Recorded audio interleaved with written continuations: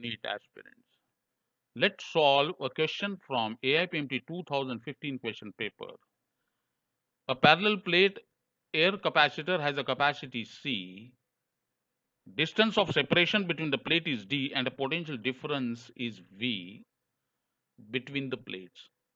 Asked to calculate the force of attraction between the plates of the parallel plate air capacitor. Now to start with, first of all, we'll use the equation for the electric field produced inside the plate. That is given by E is equal to sigma into 2 epsilon 0. Now, we will multiply and divide by A. And equation become E is equal to A sigma upon 2A into epsilon 0. Now, A into sigma become a charge on the plate. Now, electric force F is equal to Q into E.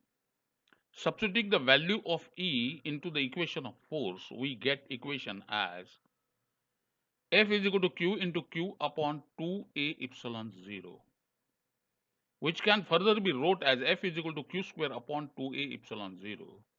We know that Q is equal to C into V can be represented as F is equal to C into V square upon 2A epsilon 0.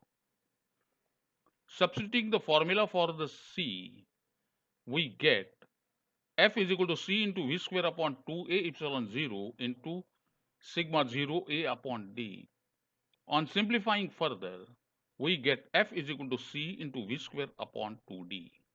Option B is correct. Like, share, comment, and subscribe our channel for neat solved questions.